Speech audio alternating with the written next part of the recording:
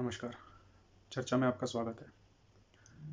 तो जिस बात का डर था वही हुआ।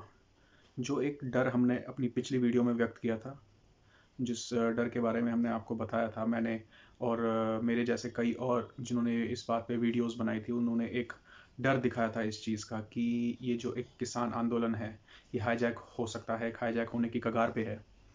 इस बात का एक डर व्यक्त किया गया था। हमने भी किया था, मेरी तरफ से भी एक बहुत छोटा-सा कंट्रीब्यूशन आप सबके लिए था, मेरे किसान भाइयों के लिए था कि एक हाईजैक हो सकता है। तो उस बात का डर था, आज वही हो गया। ये फाइनली हाईजैक हो गया। हालाँकि ये हाईजैक तो इसकी प्लानिंग तो बहुत पहले से ही हो रही होगी और सारा ब्लूप्रिंट तैयार ही होगा, लेकिन आज प्रैक्टिकली ये बात सामने आई। जैसा कि हम सब जानते हैं कि कल-परसों मतलब इन्हीं दिनों में हमने किसान आंदोलन में कुछ ऐसे पोस्टर्स और बैनर्स देखे जो बिल्कुल ही बहुत ही ज़्यादा आपत्तिजनक थे और वो थे शर्जील इमाम, उमर खालिद, वरा राव, इन सब की रिहाई के बैनर्स और पोस्टर्स थे। तो मैं बस एक चीज़ पूछना चाहता हूँ और बताना चाहता हूँ कि यही बात मैं अपने किसान भाइयों से कह रहा था कि ऐसे लोगों को अपने आंदोलन में घुसने मत दो, ये आपका आंदोलन हाईजैक कर लेंगे। बहुत रिक्वेस्ट की थी, बहुत लोगों ने की होगी और छोटा-सा कंट्रीब्यूशन हमारी तरफ से भी था कि ऐसे लोगों को अपने आंदोलन में घुसने मत देना, ये हाईजैक कर लेंगे, इनको आपके मुद्दे से कोई लेना-देना नहीं है।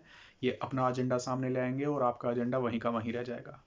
ये लोग नहीं चाहते कि किसानों की प्रॉब्लम का कोई सॉल्यूशन निकले। भाई आप लोग कब समझोगे? कब घंटी बजेगी आप लोगों के दिमागों में?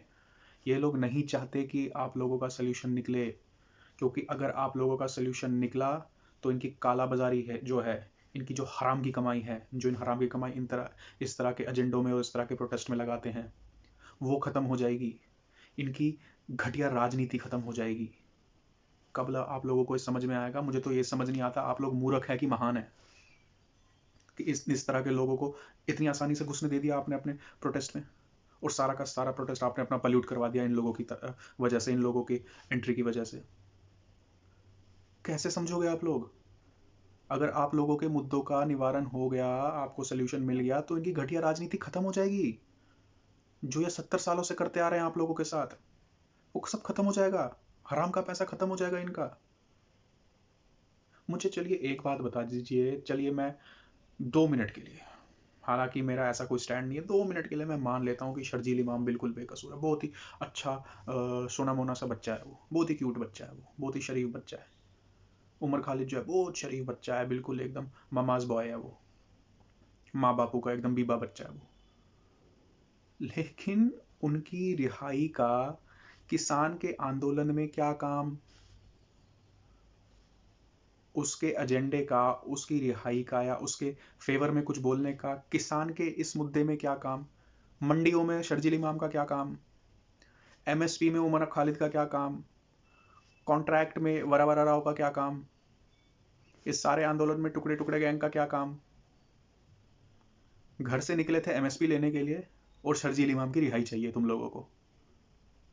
और अब मुझे एक बात बता दो, अब ये जो चीज़ सामने आई है, जो चीज़ सामने आ रही है, समझिए मेरी बात को, बिना सोचे समझे गालियां मत देनी शुरू कर देना या बुरा भला मत बोलना। जो चीज़ ये सामने आई है, उस चीज़ को देखकर अगर कोई नॉर्मल इंसान अगर ये बोले कि ये खालिस्तानी सपोर्टर लोग कर रहे हैं, ये पाकिस्तानी सपोर्टर लोग कर रहे हैं, ये देश को तोड़ने वाले लोग ये प्रोटेस्ट कर रहे हैं, तो किस हद तक गलत है? भाई हर जगह आप लोग तो सही नहीं हो सकते। ये तो कॉमन एक इंसान की एक नेचर है कि हर जगह तो तुम सही नहीं हो सकते। अगर हर जगह तुम गलत नहीं हो तो हर जगह सही भी नहीं हो सकते। मतलब आप खुद सोचो ना, मैं अपने किसान भाइयों से बोल रहा हूँ, आप खुद सोचो। मैं एक मान लीजिए मैं एक किसान हूँ, मैं अब प्रोटेस्ट के लिए जा रहा हूँ कि भैया मुझे मंडी का कुछ नहीं जानी चाहिए, एमएसपी से के साथ कुछ छेड़छाड़ नहीं होनी चाहिए, हमारे कॉन्ट्रैक्ट्स के साथ कुछ छेड़छाड़ नहीं होनी चाहिए। लेकिन वहाँ पे मैं झंडे खड़े कर रहा हूँ, पोस्टर बैनर खड़े कर रहा हूँ कि उमर खालिद जो है वो बेकसूर है, शर्जील इमाम को छोड़ दो, वरा राव को छोड़ दो। क्या है ये? क्या मैं अपने इस प्रोटेस्ट को कहीं से कहीं तक जस्टिफाई कर सकता हूँ? भाई कमाल हो गया यार, समझ नहीं आती है बात कि कैसे समझोगे आप लोग। इन लोगों को आपके मुद्दों से लेना देना नहीं है। आप लोग अपने सॉल्यूशन का निवारण करके अपने अपने घर जाइए, अपने अपने सॉल्यूशन का निवारण करके, जो आप लोगों को परमात्मा ने जिस चीज़ के लिए चुना है हमारे अन्नदाता के रूप में, उस जिम्मेदारी को पूरा कीजिए। इन लोगों के एजेंडे में मत पड़िए और इनको अपने प्रोटेस्ट में मत घुसने दीजिए। हर चीज़ में सरकार आपको लिखित में देने के लिए तैयार है, लेकिन ये लोग आपको बरगलाते जा रहे हैं और आपको किसी सोल्यूशन तक पहुंचने नहीं दे रहे हैं। समझिए प्लीज इस बात को। इन सब लोगों का क्या काम है फार्मर्स के प्रोटेस्ट में? और खुल्लम खुल्ला धमकी दी जा रही है कि हम सड़कें रोक देंगे, हम रेलवे ट्रैक रोक देंगे, हम लोगों को घेर लेंगे, हम गाड़ियों को घेर लेंगे, हम नेताओं को घेर लेंगे। ये गुंडागर्दी नहीं है? और फिर आप ये उम्मीद करते हैं कि लोग आपके साथ सॉफ्ट कॉर्नर रख के चलेंगे? और आप ये लोग ये उम्मीद करते हैं कि लोग ये नहीं कहेंगे कि ये देश को तोड़ने वाली ताकतों ने फंडेड किया हुआ है सारा? लोग ये नहीं कहेंगे क्या? एक परेशान आम आदमी ये नहीं कहेगा कि ये तो हमको घेरने की बातें कर रहे हैं, हमारा यातायात ठप करने की बातें कर रहे हैं, जरूर देश को तोड़ने वाले लोग हैं, देश को तोड़ने वाले लोगों ने सारा प्रोटेस्ट फंड किया हुआ है? भाई समझ जाओ, अपना प्रॉब्लम्स का निवारण करके अपने जिम्मेदारियों पे वापस चले जाओ।